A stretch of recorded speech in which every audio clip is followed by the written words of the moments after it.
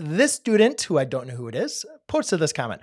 How do you graph problems like this? X equals 5y minus 35. So there's a couple different ways we could do a problem like this. Whenever you have this in the standard form, which is in the form of ax plus by is equal to c, you can do two things. You can do the intercept form, which is basically to identify the x and the y intercept. So I don't know why I'm saying, or the intercept method. So intercept method. And so what you're going to do is basically identify where the x-intercept, that is when y is equal to 0. And you're going to identify the y-intercept, and that is when x is equal to 0. And this one's really easy because if you plug 0 in for y, x equals negative 35. If you plug 0 in for x, you can see that y is going to be a negative 7, right? So it's something rather quickly you can go ahead and do. The other technique would be to what we call is put it into slope-intercept form, okay? So to do this in slope-intercept form, then all you're simply going to do is rewrite this in the form of y equals mx plus b. So let's go ahead and do that because this one we can basically do in our head, but I think it's important. A lot of times intercept method is not going to be ideal.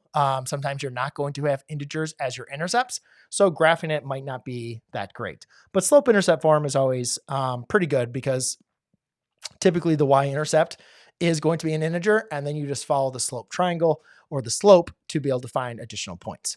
So if I'm going to go ahead and rewrite this as in slope-intercept form, I will go ahead and subtract the x on both sides. So I get 5y is equal to a negative x minus a 35. And then I'll divide by 5. Make sure when you divide by 5 that you divide 5 on both sides, or into both terms, okay?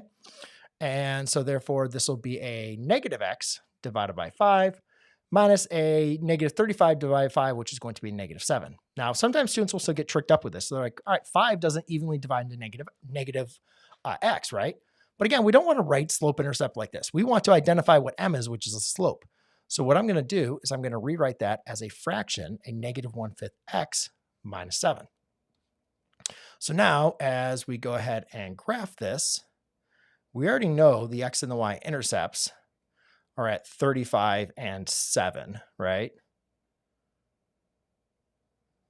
So, but if I go x equals negative 7, so 1, 2, 3, 4, 5, 6, 7. So we already start at the y-intercept.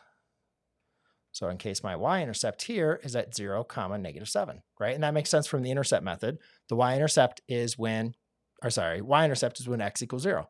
X equals 0, y equals negative 7. So 1, 2, 3, 4, 5, 6, 7, right? And then we can just follow the slope. So slope is a negative 1/5. So just remember, if you have a negative 1/5, you can rewrite that as a negative 1/5 or a 1 over a negative 5. Just do not make it a negative 1 over negative 5 because that's a positive 1/5. So then from over here, I can go up 1 to the left 5, 1, 2, 3, 4, 5. And you guys can see that this graph is going to cross way, way over there, right? Remember, the x-intercept is negative 35. I don't have enough room for on that, so I'm going to leave that as your graph, but you can use intercept method, but I think it's the most important to understand how to at least do the slope-intercept form, how to identify, put it into slope-intercept form, identify the y-intercept, and then use the slope to find the next 2 points. So hopefully that was helpful for you, mystery student.